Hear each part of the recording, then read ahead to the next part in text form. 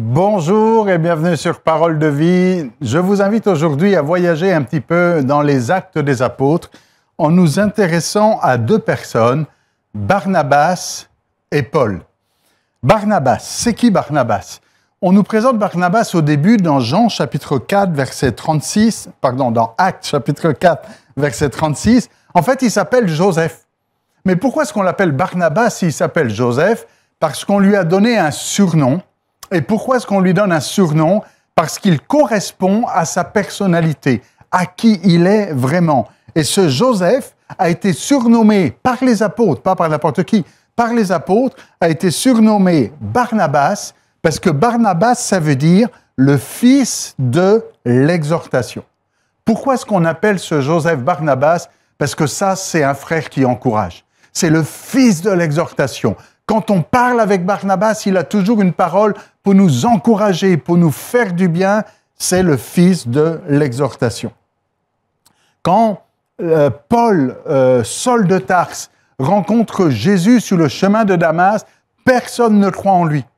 Les disciples et même les apôtres de Jérusalem se méfient en disant, est-ce qu'il y a une stratégie ici? Est-ce qu'il est vraiment converti celui-là? Est-ce que c'est un vrai chrétien? Personne ne croit en lui, mais Barnabas, il va chercher ce Saul. Et il nous est dit dans Actes 9, 26, qu'arrivé à Jérusalem, Saul essayait de se joindre aux disciples, mais tous avaient peur de lui, ne croyant pas qu'il était vraiment un disciple. Alors, au verset 27, Barnabas le prit avec lui, l'amena aux apôtres et leur raconta comment sur le chemin Saul avait vu le Seigneur. Barnabas prend sa défense et quelque part va encourager Saul, prendre sa défense et l'introduire et rassurer les autres en disant « Non, vous pouvez avoir confiance en lui ». Et quand, un peu plus loin, dans Acte 11, il y a un réveil qui prend place à Antioche.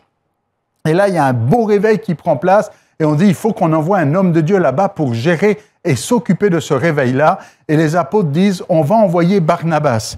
Alors, on envoie Barnabas, on est dans Acte 11, 21. On envoie Barnabas, on lui demande d'aller à Antioche. Quand il arrive là-bas, il se réjouit de voir la grâce de Dieu et tout ce qui se passe. Il les encourage à rester attachés au Seigneur. C'était un homme, nous dit les Actes, qui était bon, plein d'Esprit Saint et de foi. Et il y a une grande foule qui est là. Alors, Acte 11, 25, donc il y a beaucoup de références, si vous avez de quoi noter, vous pouvez noter ça. Acte 11, 25, il part ensuite chercher Saul à Tarse. Regardez bien, Saul, qui a rencontré Jésus, il est retourné dans sa ville et qu'est-ce qu'il fait? Rien. Saul n'a pas vraiment de ministère ici, il est là à Tarse et il n'est pas impliqué dans quelques ministères, mais Barnabas se souvient de ce Saul. Et quand il est là à Antioche dans ce réveil, il va chercher Saul à Tarse et l'amène avec lui en disant « Viens travailler avec moi ». Alors je vous invite à peut-être considérer la relation entre Barnabas et Saul d'une manière nouvelle, ou peut-être vous y avez déjà pensé. Ce que je suis en train de dire ici, c'est que Saul, c'est le stagiaire de Barnabas, pour parler en langage d'église ici. Barnabas va chercher Saul. Barnabas est un homme d'expérience. Saul est un débutant, si on peut dire les choses ainsi. Et Barnabas va former Saul. Et Saul vient avec Barnabas comme pasteur principal d'Antioche. Et Saul va venir travailler avec lui. Vous allez dire, mais comment est-ce que vous pouvez dire ça? Oh, je vais vous le prouver dans quelques instants. Rassurez-vous. Dans Acte 13, lorsqu'ils sont dans l'église d'Antioche, Luc nous prend la peine de nous dire que dans cette église, il y avait des prophètes et des docteurs. Et il dit donc, là pour l'instant, il parle juste de deux catégories. Il y avait un des prophètes, deux des docteurs. Et pour être sûr de mettre les bonnes personnes dans la bonne catégorie, il commence par Barnabas. Il y avait des prophètes, Barnabas. Barnabas et prophète, ça ne fait aucun doute. Ensuite, il dit, il y avait Siméon. Siméon est certainement prophète. Ensuite, il nous dit, il y a Lucius, il y a Niger, au milieu. Et là, on ne sait pas trop s'il est prophète ou docteur. Mais ensuite, il nous dit, il y a Lucius de Cyrène, qui est vraisemblablement docteur. Et ensuite, il nous dit à la fin, et il y a Saul. Donc, des prophètes et des docteurs. Il met en premier Barnabas, qui est prophète, et il met en dernier Saul, qui est docteur. Donc, il nous dit très clairement, Barnabas est dans la catégorie des prophètes. Quand on dit c'est le fils de l'exhortation, c'est pas juste parce qu'il a une bonne parole qui fait du bien et qui a toujours le sourire. Non, non, c'est parce qu'il y a une dimension prophétique. Il voit, il sait. S'il allait chercher Saul à Tars, c'est parce qu'il sait. Et d'une manière prophétique, il est prophète et il va chercher Saul en disant « Dieu a un plan pour ta vie et il faut que je te forme. » Et donc, il va encourager Saul à rentrer dans l'appel dans lequel il avait été destiné. Et de la même manière, Saul est dans la catégorie des docteurs. Et si vous faites attention après, par exemple dans Actes 13, verset 7, quand Luc nous présente le duo, l'équipe, il ne dit pas Paul et Barnabas, il dit Barnabas et Saul. Barnabas est en premier. Pourquoi? Parce que Barnabas est le chef d'équipe. Barnabas est le patron. Barnabas est le leader. Et Saul est le stagiaire, si vous me permettez de qualifier Paul de stagiaire ici. Et progressivement, au fur et à mesure qu'on lit les Actes des Apôtres, on va se rendre compte que si c'était Barnabas et Paul, à un moment donné, ça va devenir Paul et Barnabas. Parce que c'est ce que fait un vrai leader. Un leader qui est en train de former quelqu'un, il va lui dire, viens, marche avec moi, suis-moi. Il est là en position de tête. Après, il va dire, regarde ce que je fais. Ensuite, il va dire, fais-le, et je regarde ce que tu fais, et je suis là pour t'aider. Et ensuite, il le met en position de tête, et c'est ce qu'a fait Barnabas. Barnabas s'est effacé au profit de Paul, et il dit maintenant à Paul, prends le leadership, et de Barnabas à Paul, ça devient Paul et Barnabas. Et la preuve dont je parlais tout à l'heure serait dans Actes 14, 12. Ici, alors qu'il y a eu un miracle, la foule réagit, et la foule va considérer et appeler Barnabas et Paul de noms de dieux de la mythologie. Et ils vont dire, en prenant la mythologie grecque, ils vont dire Barnabas, c'est Zeus, et Paul, c'est Hermès. Ou alors, en prenant la mythologie romaine, ils vont dire Barnabas, ça dépend de la traduction que vous avez, Barnabas, c'est Jupiter, et Paul, c'est Mercure. C'est qui Mercure? C'est qui Hermès? Vous comprenez que Hermès, c'est le nom en grec, dans la mythologie, et Mercure, c'est le nom en latin, donc chez les Romains, dans la mythologie. C'est une mythologie qui est un peu calquée, mais il y a la mythologie grecque, la mythologie romaine, mais il y a les mêmes dieux qui sont là. Hermès, c'est le dieu qui a des petites ailes aux pieds, c'est le messager des dieux. C'est lui qui porte la parole. D'ailleurs, j'ouvre une parenthèse, le mot herméneutique, qui dit l'interprétation de la Bible, ça vient de Hermès, c'est la même racine ici. Herméneo, en grec, ça veut dire traduire. Hermès est donc celui qui traduit le message des dieux aux hommes. Et c'est ce que fait Paul ici. Tout le monde a vu, c'est lui qui parle. D'ailleurs, c'est ce que nous dit les Actes. C'est lui qui parle, c'est lui qui enseigne. Il est le Hermès, celui qui amène le message. Mais quand il s'agit de donner un nom à Barnabas, ils disent c'est Zeus, c'est Jupiter. En d'autres termes, ils ont tous vu que c'était Barnabas le grand patron. Ils ne lui ont pas donné un nom en dessous de Mercure ou de Hermès, mais ils ont dit Barnabas, c'est Jupiter, c'est le patron. Donc vous voyez que Barnabas est en position d'autorité, il est en train de former Paul. Paul va être celui qui prêche, va être le messager, mais progressivement, Barnabas laisse la place à Paul et Paul devient le leader de l'équipe. Et on arrive à cette fameuse histoire de Actes chapitre 15, où là, l'équipe, donc Paul et Barnabas et Paul, décident de repartir en voyage missionnaire. Barnabas était décidé à prendre avec eux Jean surnommé Marc. Mais Paul, lui, il estime que ce Jean surnommé Marc, on ne devait pas l'emmener parce qu'il les avait quittés depuis la Pamphylie. Il ne les avait pas accompagnés, il les avait laissés tomber dans le précédent voyage. Et Paul dit, non, ce jeune-là, il était avec nous, il nous a laissé tomber, il n'est pas fiable, je n'en veux pas. Et il nous est dit qu'il y a eu un grand conflit entre Paul et Barnabas. Il y a eu de la dispute, du dissentiment, un conflit, mettez tous les mots que vous voulez. Si vous regardez les différentes traductions de la Bible en français de ce passage-là, on a tous les synonymes possibles et imaginables. Ça a chauffé dur entre les deux. Pourquoi? Parce que Barnabas insistait. Non, il faut qu'on l'emmène, Paul.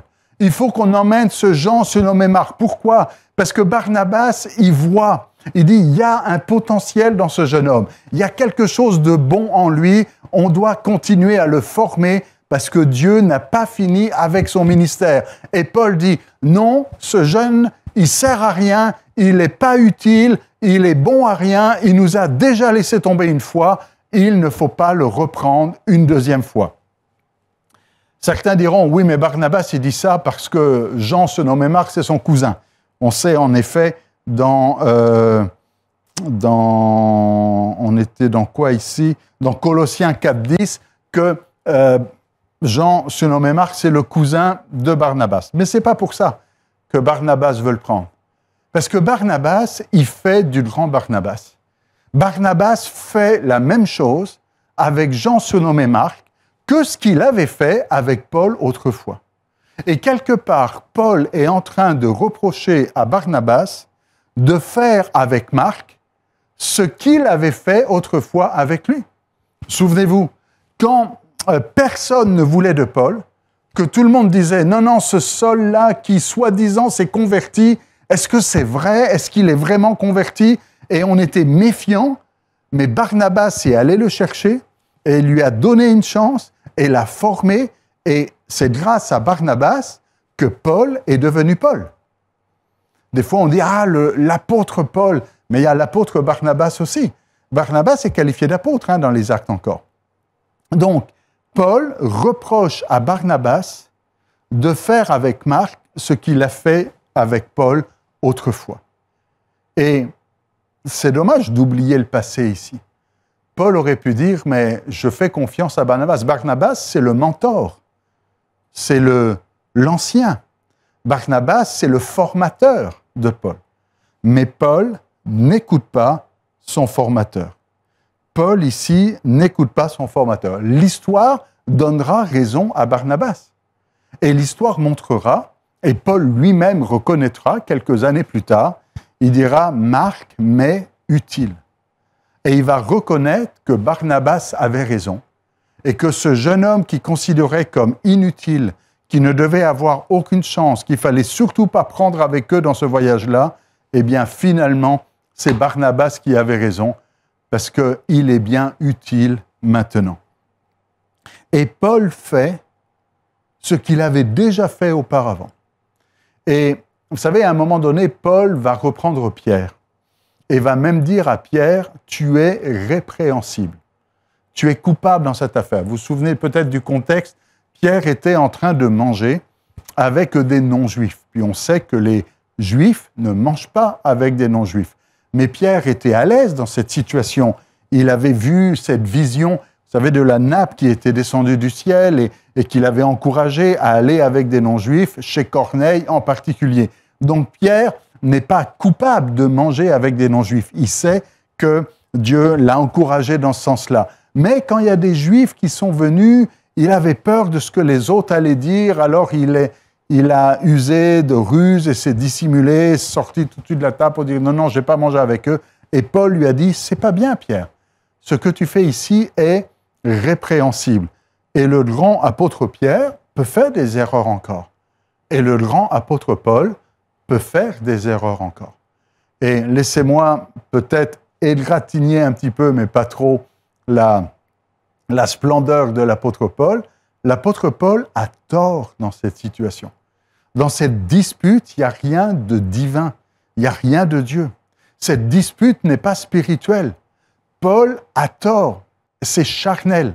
Et Paul, en fait, reprend les vieilles habitudes de la chair dans cette dispute. Parce que ce n'est pas la première fois que Paul agit de la sorte. Vous allez dire, mais comment vous savez ça, que ce n'est pas la première fois? Parce que c'est écrit. Parce que c'est écrit dans le livre des Actes des Apôtres. Mais il faut faire attention. Regardez, Paul nous dit dans Actes 22:3 qu'il a été élevé à Jérusalem au pied de Gamaliel. Gamaliel, c'était donc le mentor de Paul, c'était donc son formateur. Paul était disciple et le docteur, le maître, le rabbin, c'était Gamaliel. Donc avant que Paul ne soit chrétien, lorsqu'il était dans le judaïsme, Gamaliel était son autorité. Il était à ses pieds. Et vous savez, être au pied d'eux, ça veut dire qu'il est en position de disciple et qu'il écoute ici Gamaliel. Donc ce Gamaliel en question, c'est celui qui était avant Barnabas, c'était le formateur de Paul, celui qui enseignait Paul. Et dans Acte 5, on nous parle encore de Gamaliel. Dans Acte 5, alors que Pierre et Jean ont été arrêtés, puis qu'on veut les faire taire en disant « il faut faire taire ces gens qui annoncent le nom de Jésus partout à Jérusalem », il nous est dit dans Acte 5, 34, qu'un pharisien du nom de Gamaliel, maître de la loi, estimé de tout le peuple, c'était un grand estimé, il se lève dans le Sanhédrin, il donne l'ordre de faire sortir les apôtres et il dit, et il fait tout un discours au Sanhédrin. Il dit, vous connaissez, il y a des gens qui se sont déjà levés, enfin bref, il est en train de dire, si cette entreprise vient de Dieu, vous ne pourrez pas la détruire. Si elle vient des hommes, ça va disparaître tout seul. Alors, il donne un conseil au verset 38, donc on est dans Acte 5, 38, il dit « Maintenant, je vous le dis, ne vous occupez plus de ces gens et laissez-les aller.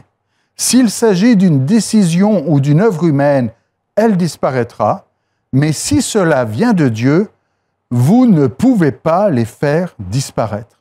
Prenez garde de ne pas vous trouver en guerre contre Dieu, de ne pas vous opposer à Dieu dans cette situation. » Et la conclusion, c'est « Ils se laissèrent persuader par Gamaliel. » Et tout le Sanhédrin dit « Ça, c'est un homme sage. » Et il accepte le conseil de Gamaliel. Il ne faut plus qu'on s'occupe d'eux et qu'on s'oppose et qu'on entre dans toutes sortes de choses. Mais Paul, lui, ne suit pas le conseil de son maître. Paul, lui, ne suit pas le conseil de son mentor. Parce que là, on était dans Actes chapitre 5, et quand on arrive dans Actes chapitre 8, il nous est dit, Saul, lui, ravageait l'Église. Il pénétrait dans les maisons, il arrachait les hommes et les femmes et les faisait jeter en prison. Et d'ailleurs, si Saul était en train d'aller à Damas pour aller faire du mal à l'Église à Damas, c'est parce qu'à Jérusalem, il ne pouvait pas vraiment le faire. Parce que Gamaliel avait donné ce conseil et tout le monde était d'accord avec Gamaliel, mais Paul ne suit pas le conseil de celui qui l'a formé. Il est déjà à cette époque-là dans ce mode, lui il dit quelque chose, mais moi j'ai décidé autre chose. Et vous voyez, c'est ce qui se reproduit dans Actes chapitre 15, lorsque Paul dit à Barnabas, non, il ne faut pas prendre Jean, et que Barnabas dit, on doit prendre Jean surnommé Marc. Paul ici est retombé dans un travers, c'est la chair qui a parlé, et ça peut arriver, mais plus tard il reconnaîtra que ça vient de Dieu. D'ailleurs, Paul lui-même va dire dans Galates que les divisions, c'est le fruit de la chair. Parce que là, dans cette division, il n'y a rien de spirituel. Certains vont dire « Ah, c'est Dieu qui a fait ainsi pour qu'ils puissent se séparer. » Non, cette séparation n'est pas saine. Cette séparation n'est pas spirituelle. Cette séparation n'est pas bonne. Ils n'auraient pas dû se séparer. Ils ont été obligés de se séparer parce qu'ils se sont entêtés. Barnabas a eu raison de s'entêter. Parce que sinon, Marc n'aurait jamais été utile et ne serait jamais devenu l'homme de Dieu qu'il devait devenir. Et Barnabas a raison de défendre Marc. Mais Paul a tort de s'entêter dans cette affaire. Certains diront, oui, mais Dieu les a bénis. Et Paul est parti avec Silas, du coup, puisque Barnabas n'allait plus avec lui. C'est vrai que Dieu a béni, parce que Dieu transforme le mal en bien. Mais ce n'est pas parce que Dieu a béni que Dieu voulait que la situation se passe ainsi. La division n'est jamais une bonne chose. Et cette division-là n'est pas saine, ne vient pas de Dieu. Et laissez-moi vous dire aujourd'hui que ceux qui utilisent ce texte pour dire je fais une division, je me sépare, je pars dans une autre direction, comme Paul s'est séparé de Barnabas. Non, Paul ne devait pas se séparer de Barnabas. La division n'est jamais une bonne chose. Je plaide en faveur de l'unité parce que c'est le message de la Bible. Et Paul lui-même l'a bien compris et va dire soyez unis. Il ne faut pas se séparer. La division, c'est le fruit de la chair. Dieu est celui qui veut nous voir unis et dans l'œuvre et dans l'Église en particulier, que nous restions unis. D'ailleurs, Paul le confesse lui-même lorsqu'il écrit aux Thessaloniciens, et je finis avec ce verset-là, dans 1 Thessaloniciens chapitre 5, verset 12, voilà ce que l'apôtre Paul écrit aux chrétiens de la ville de Thessalonique. « Nous vous demandons, frères, d'avoir de la considération pour ceux qui se donnent de la peine parmi vous. » Paul sait qu'il a manqué de considération pour Barnabas. Mais là, il dit aux Thessaloniciens, « Faites pas la même erreur que moi. Ayez de la considération pour ceux qui se donnent de la peine parmi vous, qui vous dirigent dans le Seigneur et qui vous avertissent. Ayez-les en très haute estime et aimez-les à cause de leur œuvre.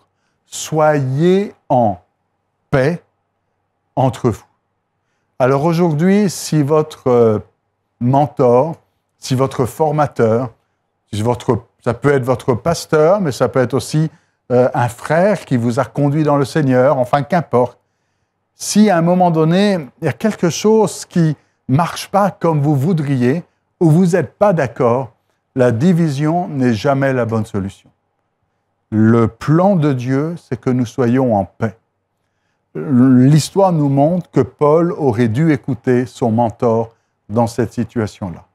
Et aujourd'hui encore, dans bien des situations où il y a eu des drames et des divisions, il y a eu un problème où on n'a pas écouté ceux qui nous dirigent, ceux qui nous avertissent, ceux qui ont travaillé avant nous, alors qu'on doit avoir de la considération pour ces gens-là.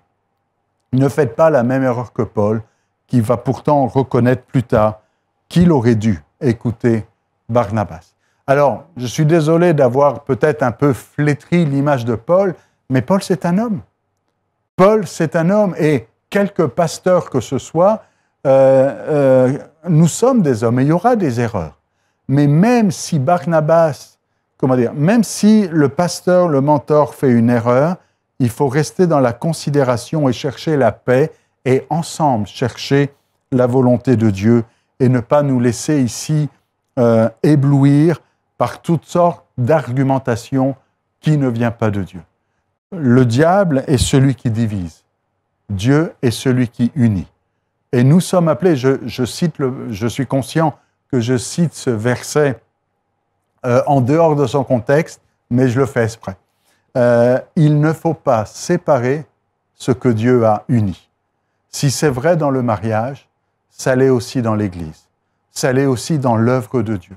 Ça l'est aussi dans... C'est le Saint-Esprit qui avait dit « Mettez-moi à part Barnabas », il avait mis Barnabas en premier, « Mettez-moi à part Barnabas et Saul pour l'œuvre à laquelle je les ai appelés. » C'est le Saint-Esprit qui avait fait une équipe, qui avait dit « Ces deux-là sont ensemble. » Et on a séparé ce que l'Esprit avait uni ici dans cet appel missionnaire. Ne faites pas cette erreur. Et peut-être que certains vont dire, c'est trop tard, j'ai déjà fait ça. Si vous pouvez corriger, si vous pouvez rectifier, si c'est possible de corriger, faites-le. Si ce n'est pas possible, parce que la situation fait en sorte que maintenant, chacun est dans sa propre voie, quand on ne peut pas, mais en tout cas, il faut qu'il y ait restauration, il faut qu'il y ait pardon, il faut qu'il y ait unité, il faut qu'on soit un dans le même esprit. Alors si certains étaient sur le point de faire une division ou de créer quelque chose, c'est moi vous avertir en disant c'est jamais le bon chemin. Le bon chemin, c'est l'unité. Soyons pas dans l'arrogance et la prétention. Même l'apôtre Paul a pu se tromper ici. Alors ne faisons pas la même erreur. C'est le temps de prier. On prie ensemble. Notre Dieu, nous sommes dans ta présence et ta parole ne parle pas pour rien dire, mais qu'au travers de ce qui a été dit maintenant, ça puisse être utile pour un grand nombre. Ça peut être utile pour des leaders, pour des hommes et des femmes de Dieu qui peut-être étaient là dans un mode de dispute comme il y a pu y avoir entre Paul et Barnabas. Seigneur, je prie qu'il n'y ait pas division, qu'il n'y ait pas séparation, mais qu'il y ait unité. Et que l'on voit d'une manière prophétique ce que tu veux faire et qu'on ne soit pas ici à vouloir à tout prix avoir raison, mais qu'on cherche avant tout l'avancement de ton règne et de ton royaume et le bien de l'Église. Je prie, Seigneur, pour celui qui réalise qu'il y a des hommes de Dieu dans sa vie, qu'ils puissent être attentifs à leur voix et être fidèles à leur voix. Je prie pour ceux qui sont des Barnabas. Je prie pour ceux qui voient des hommes et des femmes autour d'eux qui ont besoin d'encouragement. Je prie, Seigneur, que chacun d'entre nous, nous puissions être un Barnabas de plusieurs, un fils d'exhortation, quelqu'un qui sait encourager, pas quelqu'un qui décourage, mais quelqu'un qui encourage, qui dit « je vois qu'il y a quelque chose de bon en toi, que le Seigneur a quelque chose pour toi, et que nous soyons des fils et des filles d'exhortation pour un grand nombre qui nous entoure dans l'Église, pour la gloire de ton Saint-Nom. Amen. Soyez bénis.